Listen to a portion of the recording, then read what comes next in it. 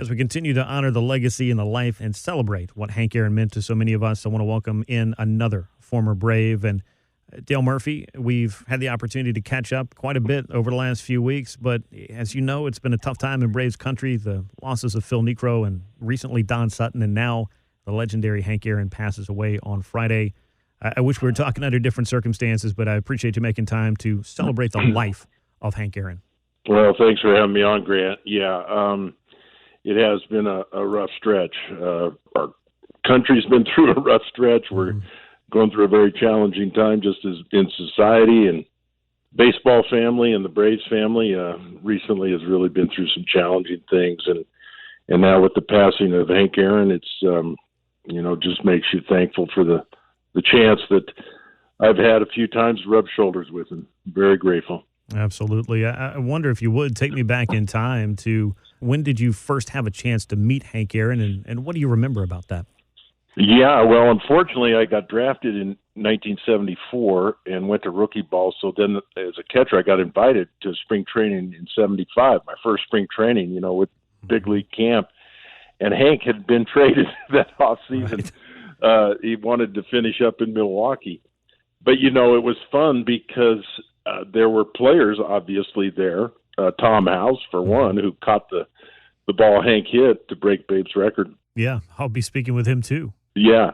And so there was, you would hear them talk about Hank and just what they had gone through, and his spirit was still permeating the locker room. I remember specifically someone said you should have seen spring training of 74 and 73 when he was pursuing the record. He said you should have seen him taking BP.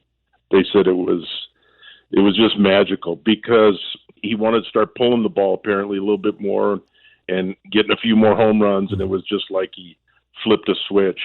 And they said BP especially was just magical. He could do anything with the bat. And then he came back after he retired, and I met him. I was over in the big leagues in West Palm Beach and met him, of course, as the minor league director. Right. But we didn't get to associate, on the field directly as my minor league boss.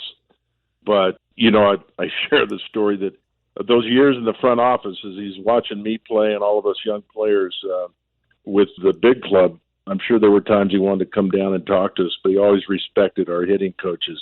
Wow. And didn't come down unless he was invited by the hitting coaches. And there were a couple times that our hitting coach called up and said, Hank, come down here and talk to Murph, try and straighten him out. So I tried to do what he said, yeah. Grant. I really did. But he was great to talk hitting with. No, I'm sure he was, and just incredible, his accomplishments. You just could get lost in the statistics, and it's hard not to, but then you realize how much more Hank Aaron really meant, and the fact that I've used this word a lot on the show. I spoke with Brian Jordan a little bit earlier.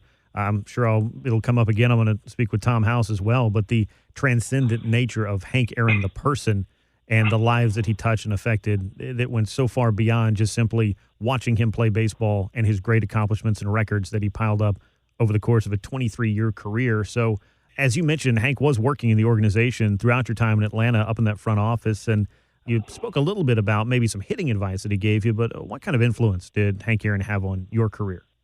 I think he set the tone for all Atlanta Braves. If you were in that organization, that there was Hank Aaron. This was, his organization. Mm-hmm. And what he accomplished on the field is mind-boggling, as you said, how he carried himself through the challenges of his career and the overt racism and hate, as he pursued Babe Ruth's record. And then can you imagine, being an apprentice, in this profession in the minor leagues and not being able to stay at the hotel or eat where the other white players are playing. I mean, the degree of difficulty with his career is remarkable, and then to see him excel on the field, and then to see him carry himself and set the tone for how you should be as a human being. It was just an incredible influence that really permeated the whole organization and always will. It truly does, and I think his effect still for fans, I'm sure for the guys that get to put on that uniform, the same one that Hank Aaron was wearing by and large, And the Braves have been very traditional in that respect as well. And I do want to get inside the numbers for a moment. And you had a run in the 1980s where a lot of people looked at you as perhaps the best player in the game. And then you think about Hank Aaron, and he may hold that distinction for about 2 full decades. And then, of course, the record. So, I mean, his numbers are hard to fathom even today. So did you ever stop to think or reflect while you were playing on just how incredible his numbers are, or even since you've retired, and just how hard it is to succeed at this game at that level for that long? No, it's just impossible to comprehend, Grant. It really is. I knew what he did. Everybody knows, Hank Aaron, 20 All-Star games. But when you sit down and say to yourself, 20 All-Star games, probably held every, I don't know how many records he held when he retired. Countless records, yeah. I mean, offensively speaking, if it was worth holding, Hank Aaron was probably in the top 1 or 2 or 3. Yeah, no, I just can't comprehend it. And it was just continuous performance and didn't bring a lot of attention to himself, his personality.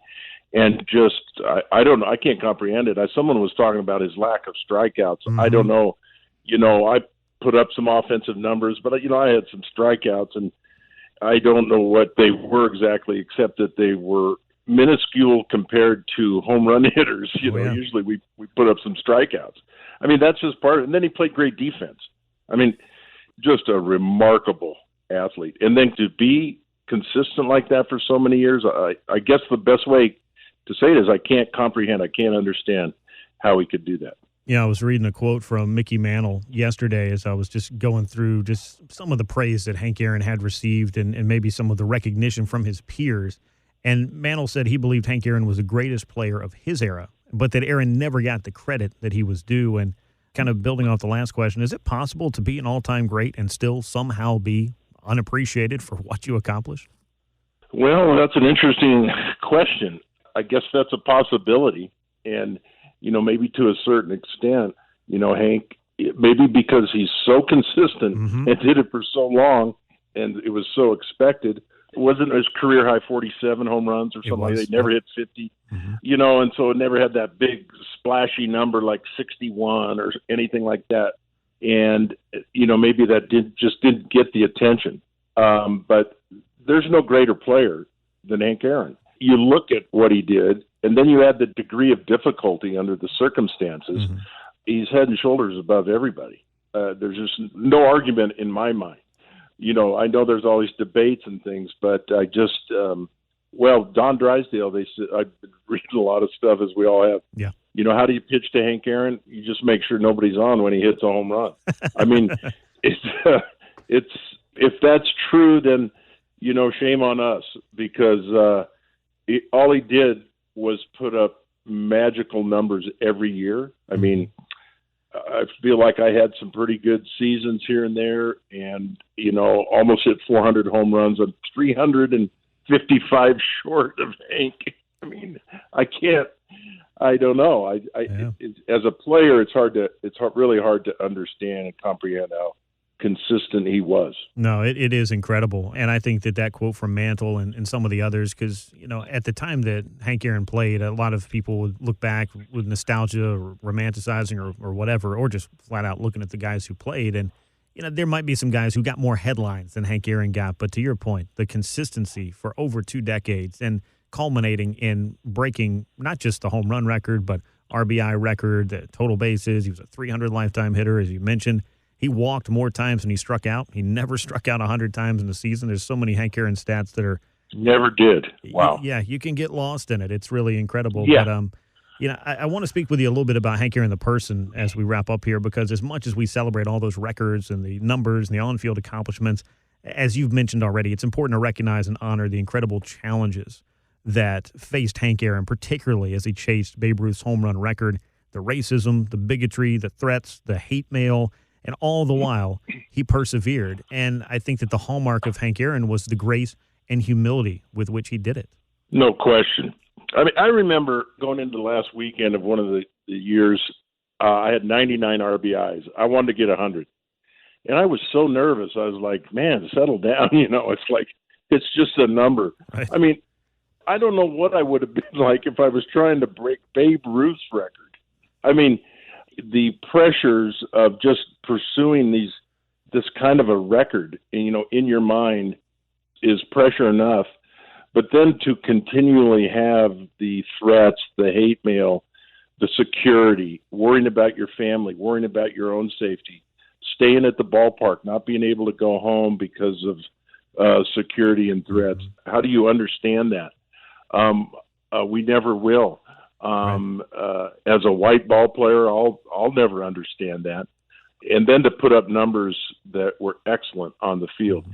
And then, as everybody knows, that his demeanor during that time and after his legacy is one of really just, staring hate in the face and being able to flash that smile and say, yeah, okay, I hear you, but I'm going to do what I'm supposed to do and not shrink away from the challenge. And then to leave post-career a legacy that will endure forever, because he's helped kids with his scholarship and scholarships that will change generations of families' lives. I mean, this is a legacy that will endure. We'll watch a lot of highlights and talk about his numbers, but it's more than that. No, most certainly. And that was really the last question I had for you today, is what I'm kind of asking everybody. I asked Brian Jordan about it. We'll ask Tom House about it when I speak with him as well. But as we reflect on the life of Hank Aaron, the ball player, the person, what does he mean to you, and what do you believe his legacy will be? Well, his legacy will be one of excellence on and off the field. And through challenges that whatever you face, you can overcome. And I just think, the word that I hear so often is as I've read about Hank lately, and that throughout his life and his legacy will be dignity and excellence and service, really. He served others in his community and the civil rights movement. I mean, he wanted people to be equal and have a chance, even though there were many times that he faced, unequal pressures and unequal situations. He overcame that. And if he can do that, then all of us can do that.